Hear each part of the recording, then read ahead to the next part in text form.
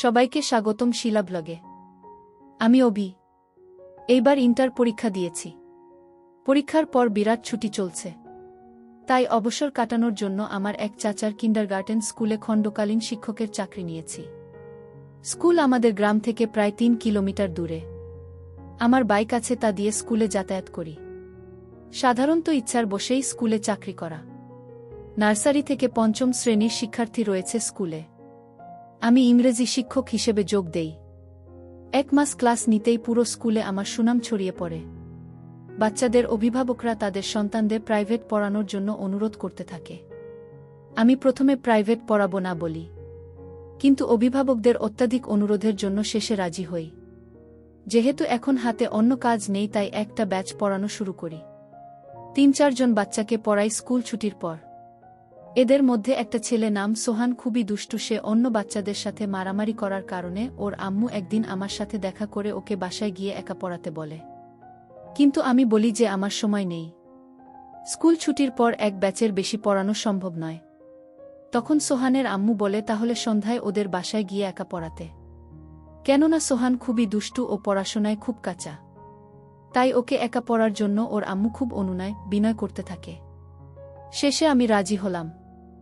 ওদের বাসা স্কুল থেকে সামান্য দূরে, তবুও মহিলার কথায় ওনার বাচ্চার জন্য রাজি হই। আসলে মহিলা নয়, বরং যুবতী মেয়ে বলাই বাহুল্য, কেননা সোহানের আম্মুর বয়স ২৭-২৮ বছরের বেশি হবে না। ওনার নাম তানিয়া।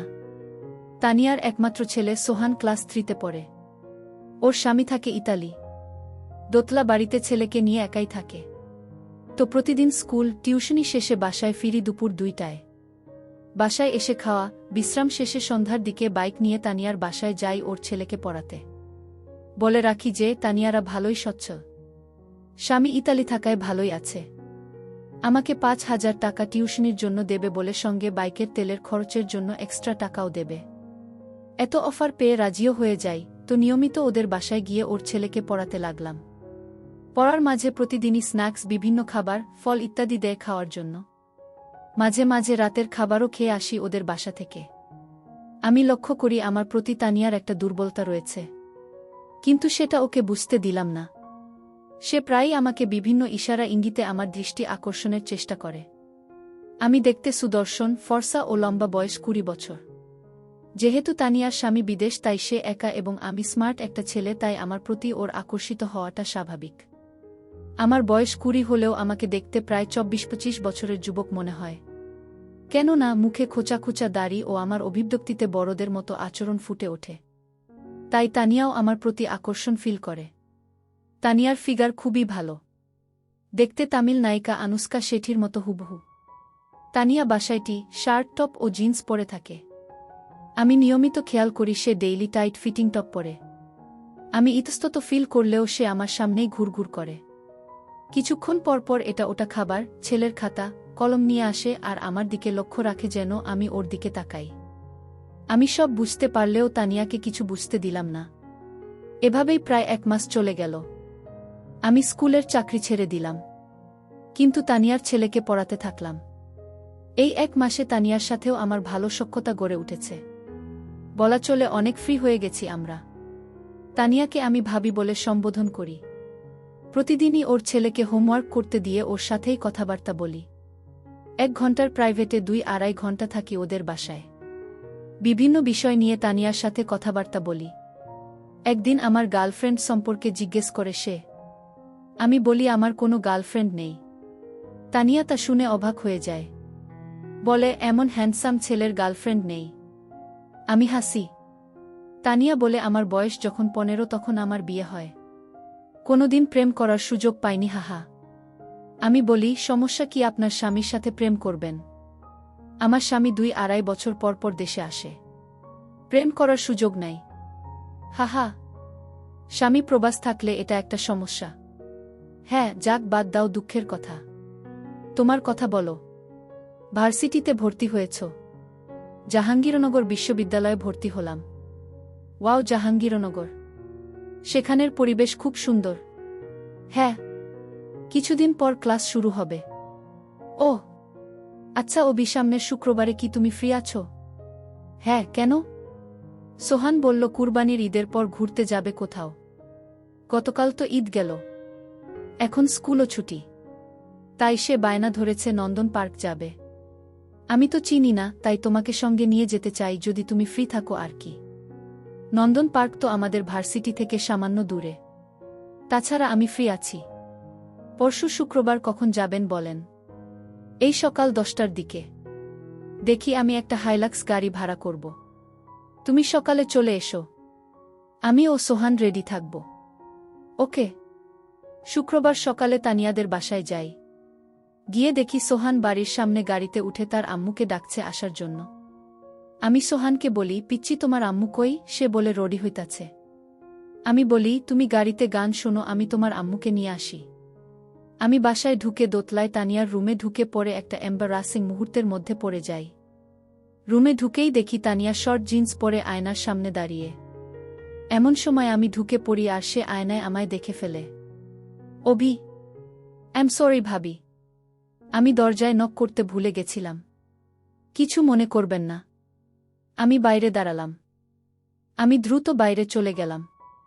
ভেতর থেকে তানিয়া ডাকলো আমায়, অভিক ভেতরে এসো, একটু প্রয়োজন। তানিয়ার কথায় ভেতরে ঢুকে দেখি একই অবস্থা। সে আয়নার সামনে দাঁড়িয়ে হুক লাগাতে পারছে না। অভি, আমার হুক লাগাতে পারছি না, একটু কাজটা করে দেবে প্লিজ। আমি চোখ বন্ধ করে কাজটা করতে যাই। না, চোখ খোলা রেখো। No problem. কাজটা করে দিয়ে আমি চলে যেতে লাগলাম। তানিয়া পেছন থেকে হাত ধরে বসল। চেয়ার থেকে একটু টপটা দেবে অভি? আমি ওর পরার টপটা দেওয়ার জন্য ঘুরেছি, দেখি সে আমার দিকে ঘুরে দাঁড়িয়েছে। কেমন লাগছে আমায় অভি? আমি কিছু বললাম না, শুধু ঢোক গিললাম। আমি তানিয়াকে ওর টপ দিয়ে পড়তে বললাম। তানিয়া এইবার আমার হাতে টান দিয়ে আমাকে ওর উপর ফেলে দিল। দুজন বিছানায় পড়ে গেলাম। আমি উঠে যেতে লাগলাম, কিন্তু তানিয়া আবার আমায় ওর উপর ফেলে দিয়ে বলল, আমায় তোমার কেমন লাগে অভি?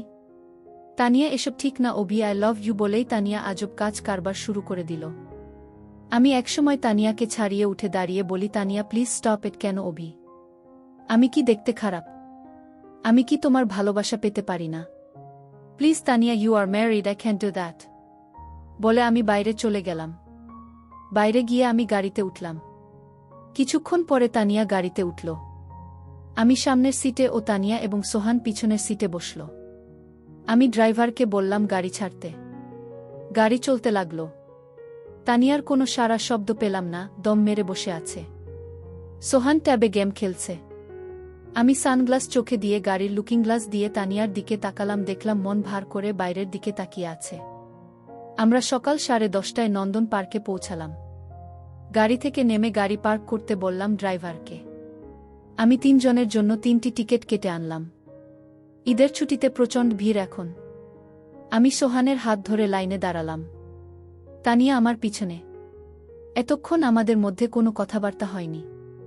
অবশেষে নন্দন পার্কের ভেতরে ঢুকলাম আমরা। ভেতরে ঢুকে বিভিন্ন রাইড নিতে লাগলাম। ভিড়ের মধ্যে লাইনে দাঁড়িয়ে রাইড নেয়া খুবই কষ্টসাধ্য। তবুও প্রায় 10-12টা রাইড নিলাম আমরা। সোহান দেখলাম খুব খুশি। তানিয়া মন ভার করে শুধু আমাদের সঙ্গ দিচ্ছে।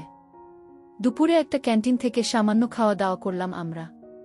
ঘুরতে ঘুরতে বিকেল হয়ে এলো। এমন সময় সোহান বায়না ধরল ওয়াটার স্লাইডিং করবে ও পুলে গোসল করবে। তো কি আর করা, নেমে পড়লাম ওয়াটার কিংডমে। এক্সট্রা কোনো কাপড় না নেয় প্যান্ট পরেই নেমে পড়লাম আমি ও সোহান পুলে। সোহান ওর আম্মুকে পুলে নামানোর জন্য পা ধরে টান মারায় তানিয়া আমার উপর এসে পড়ে। আমি ওকে ক্যাচ করে ফেলি ও সর্ধি বলি, কিন্তু সে কিছুই বলে না। আমি সোহানকে নিয়ে পুলে খেলা করতে থাকি। আমি সোহানকে নিয়ে স্লাইডিং এর জন্য টিউব নিয়ে উপরে যাই, এমন সময় দেখি নিচে কয়েকজন বখাটে ছেলে তানিয়াকে ঘিরে আছে, নিয়ে আজেবাজে কথা বলছে, যেমন একা নাকি আমরা আছি, কি মালরে ইত্যাদি। এসব দেখে সোহানকে বলি, তুমি এখানে দাঁড়াও, আমি আসছি। আমি সোজা তানিয়ার কাছে চলে যাই এবং গিয়ে ওকে আড়াল করে দাঁড়িয়ে এক বখাটের মুখে মারি ঘুষি। এই দেখে বাকি 4-5 জন আমাকে ঘিরে ধরে এবং আমাকে এলোপাথারি মারতে থাকে। তা দেখে তানিয়া চিৎকার করলে সিকিউরিটি গার্ডরা এসে আমাকে উদ্ধার করে। সিকিউরিটি গার্ড বলে যে কি হয়েছে। আমি বলি যে এই বখাটেরা আমার ওয়াইফকে হারাসমেন্ট করছিল, তাই ওদের বাধা দেয়ায় আমার উপর আক্রমণ করে। তানিয়াকে আমার ওয়াইফ বলায় সে চমকে উঠে। অতঃপর সিকিউরিটি গার্ডরা বখাটেদের নিয়ে যায় আর আমিও সোহান ও তানিয়াকে নিয়ে বের হয়ে আসি। খুব ব্যথা লাগছে, ক্লিনিকে চলো যাই। আমি বললাম, আরে না, কিছু হয়নি আমার। এ সময় পার্ক কমিটির কিছু লোক আমাদের সামনে এসে বলে যে আপনারা চাইলে ওই বখাটেদের বিরুদ্ধে অভিযোগ করতে পারেন এবং আমরা ওদের নামে থানায় মামলা করব। আমি বললাম, থাক, এত ঝামেলার দরকার নেই বলে আমরা চলে এলাম। গাড়িতে উঠে রওনা দিলাম বাড়ির উদ্দেশ্যে। সন্ধ্যা হয়ে এসেছে, আবার আকাশ কালো হয়ে বজ্রপাত হচ্ছে। মনে হলো ঝড় হবে। মাঝপথে বিশাল বৃষ্টি শুরু হলো। বাসায় পৌঁছলাম ততক্ষণে রাত ৮টা বাজে। গাড়ি থেকে নেমে সোহানকে কোলে নিয়ে ওদের বাড়িতে ঢুকলাম। পুলে গোসল করে ও এখনের বৃষ্টিতে সবাই পুরো ভিজা। সোহানকে নামাতেই দেখি গাড়িওয়ালা গাড়ি নিয়ে চলে গেল। আমি পিছন থেকে ডাকলাম, ওই থামো, আমি বাসায় যাব কিভাবে? তানিয়া তখন বলল, বাইরে খুব ঝড়, রাতও অনেক হয়েছে, আজ রাতে এখানে থেকে যাও, তাছাড়া এমন সময় এত দূরে যেতেও পারবে না। আমি বললাম, না, থাকা সম্ভব না বলে ফোন খুঁজতে লাগলাম। ও শিট, প্যান্টের পকেটে যে ফোনটা ছিল খেয়ালই করেনি, পানিতে ভিজে নষ্ট হয়ে গেল। অগত্যা তানিয়াদের বাসায় আজ রাত থাকতে হবে। তানিয়া আমাকে দোতলায় একটা রুম দেখিয়ে বলল, এই রুমে থাকো তুমি, আগে বাথরুমে গিয়ে গোসল করে আসো, কাপড় তো পুরা ভিজা। পরব কি, তুমি বাথরুমে যাও, আমি ব্যবস্থা করছি। আমি গোসল সেরে বাইরে এসে দেখি একটা তোয়ালে আর তানিয়ার টি শার্ট রাখা বিছানায়। কি আর করা, টি শার্ট পরে তোয়ালে লুঙ্গির মতো পরলাম। খিদে পেয়েছে খুব, মারামারি করায় মাথায় সামান্য ব্যথা করছে। দেখলাম তানিয়া হাতে করে খাবার নিয়ে এসেছে। বলল, বাসায় রান্নাকরা কিছু ছিল না, তাই এই ডিম্পোজি করলাম, কিছু মনে করো না। আমি বললাম, কোনো সমস্যা না। আপনি খেয়েছেন? তানিয়া খেয়েছি বলে বাইরে গেল। আমি খাওয়া শেষ করলাম। এমন সময় তানিয়া ফার্স্ট এইড বক্স নিয়ে এলো, আমাকে বলল, অবি দেখি সামান্য মলম লাগিয়ে দেই, বলে সে আমার ঘাড়ে ও হাতে মলম লাগিয়ে দিল। আমাকে বিছানায় শুয়ে পড়তে বলল। আমি বিছানায় শুয়ে পড়লাম। সোহানও ঘুমিয়ে পড়েছে। তানিয়া বলল, কিছু মনে না করলে তোমার মাথাত ম্যাসাজ করে দেই। আমি ঘাড় নাড়লাম। তানিয়া আমার ঘাড় ম্যাসেজ করতে লাগল। অভিসকালের ঘটনার জন্য আই এম সরি। আমি চুপ রইলাম। মনে কিছু নিও না অভি। আমি একাকী থাকতে থাকতে অসহ্যকর যন্ত্রণায় ভুগতেছিলাম, তাই তোমাকে দেখে নিজেকে কন্ট্রোল করতে পারিনি। সর্ধি, ইটস ওকে। আমিও তোমাকে সবার সামনে আমার ওয়াইফ বলে ফেলেছি। I am sorry also. তুমি তো আমাকে বাঁচানোর জন্যই সব করেছ। I am really thankful to you. তানিয়ার কথা শেষ হওয়ার আগেই বিদ্যুৎ চলে গেল। পুরো ঘর অন্ধকার হয়ে গেল। আমি বিছানায় শুয়ে, তানিয়া আমার মাথার পাশে বসা। বাইরে প্রচণ্ড বৃষ্টি হচ্ছে। এমন সময় প্রকাণ্ড এক বজ্রপাত হলো। তানিয়া সঙ্গে সঙ্গে আমাকে জাপটে ধরল। বজ্রপাত থামলে তানিয়া আমাকে ছেড়ে দিল। বলল, আমি মোমবাতি নিয়ে আসি। তানিয়া মোমবাতি আনতে গেল আর আমি তানিয়ার কথা চিন্তা করতে লাগলাম। যুবতী একটা মেয়ে, 24-25 বছর বয়স। বিয়ের পর থেকেই স্বামী বিদেশ, 2 বছর পর পর দেখা হয়। স্বাভাবিকভাবেই ভয়াবহ অসুখী জীবন পার করছে।